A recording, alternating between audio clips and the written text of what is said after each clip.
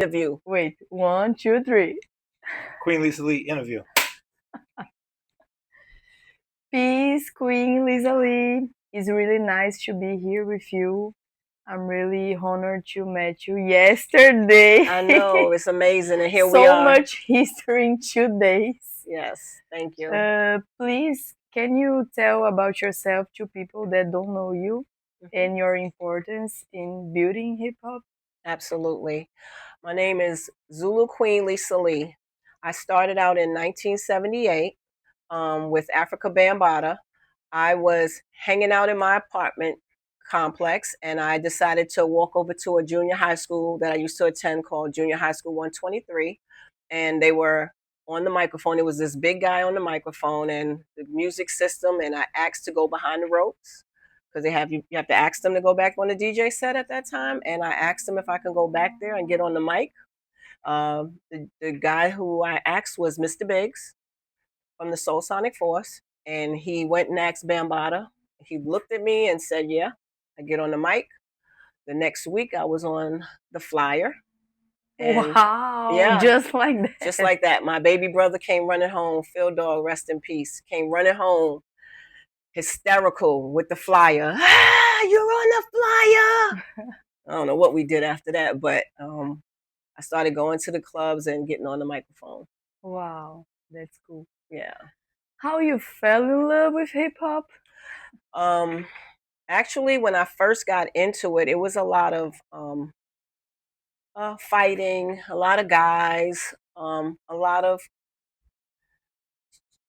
just kind of really trying to get on the mic, trying to get my time in. You know, all the guys want to jump on, people want to jump on. But I fell in love with the music, that beat that Bambaataa brought to the center, and we was in Bronx River Center. That music was just thumping out of those speakers, and it did something to me, and I just loved it. I DJ'd a little bit when I was young. That was my first love. I tried to DJ. I did that for a while, but rap was really where I wanted to be, to express myself. And I told a lot of stories. I like to tell stories about myself. I like to use rhymes from sitcoms I used to watch, like Gilligan's Island. I had a rhyme that went to that. You probably don't even know what that is, but someone will. And the rest is history. I just never stopped. I never stopped loving it. I never stopped being on a stage. It makes you a different person. You know, I come outside of myself when I'm on stage and I just explode. Great. How is your creative process? Like how you create your rhymes? Experience, mostly. Back then it was a lot of just talking about who I am, what I do, how good I am, how I rap, ladies first, you know, talk about myself. Just, it was a lot of empowerment. I guess that's how we talked about it when we was rapping. You know, Lisa Lee at the top of the key, I'm guaranteed to be the queen of MCs. You know, just always something about me. Now it's life experiences. You know, I want to tell a story, something I might have been through, something that touched me, something that affected me. You know, that's where my rhymes will be now. Cool. What are your inspirations in hip hop? Who was before me? I mean, it was me and Sharrock at the time, and we didn't know it was a first or a second. It was just me and her. So I really don't have anybody to really. But in other rhythms or other art? Say that again. In other music genres, you don't have inspirations? Yeah, Temptations, the Stylistics, James Brown, Aretha Franklin, Trans Europe Express. I mean, I could go back to people that I've listened to as a child, the Jackson 5, you know. So that's what's inspiration, but that's singing. You know, they inspire me to want to continue, you know. But as far as rap, it was what I heard out my window in the parks, you know.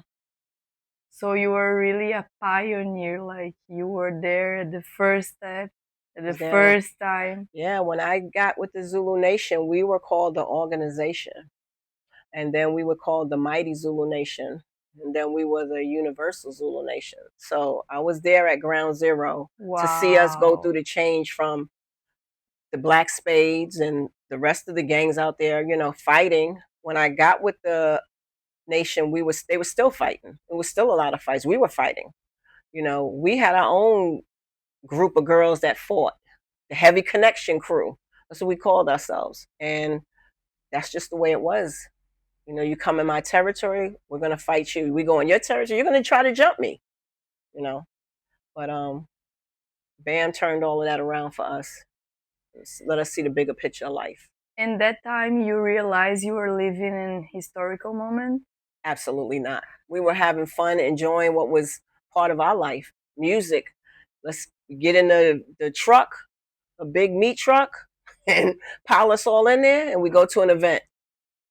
We were just following what was going on at that time, and that's what was hitting the streets: breakdancing, graffiti, rapping. You know, those are the things we did. But I never stopped loving hip hop, the music, and I music is my soul. It soothes me. If I'm sad, it makes me feel better. You know, if I'm happy, I get even happier. You know, but music is everything. And how do you feel as a woman in hip hop? Like, can you tell about your hard times and what was different between you and the guys in hip hop? I didn't have a lot of problems because it was already stated by the nation that I'm a queen and I'm put on a pedestal. So the guys of the nation always treated me with respect, and it was never have to fight for the microphone. You're up next, Lisa. You know, it was always order and respect.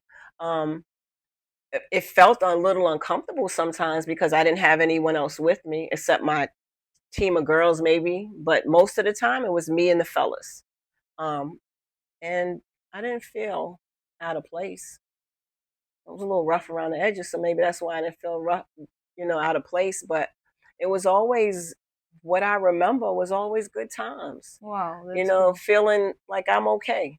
Do you think that men still have more opportunities than women? Now, right now, this is the era of the women. There's more women rapping and making good money and out there doing their thing than I've seen. But it's always been a struggle for us because it wasn't many of us. It was just I only knew of me and Chirac, and then we met others as time went on. But it's been hard for many years for women to get ahead in the rap game because the men dominated. You know, and you have to be strong and you have to keep pushing. I saw you wearing a t-shirt that says first female cipher. Can you tell about that day? Sure.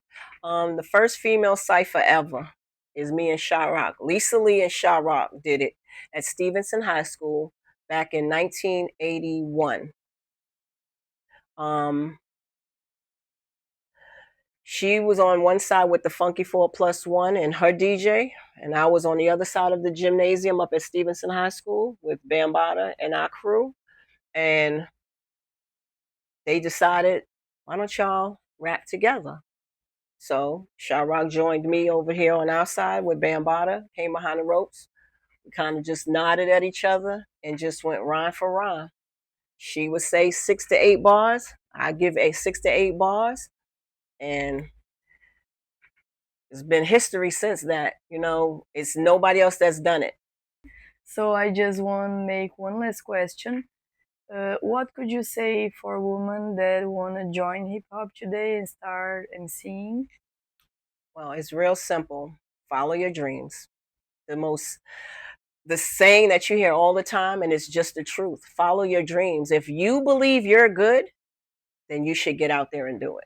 If you believe in yourself, then you should get out there and do it. You know, it's easier now to me because you have the internet, you know, and people can see you on the other side of the world as soon as you load yourself onto the thing. So I say to any woman, be strong, be confident, and follow your dreams. Thank you. I'm living a legendary day today. I really feel like I'm living hip hop history, and I appreciate your time and this Absolutely. opportunity to talk I to you. appreciate you. Peace. Peace, Queen.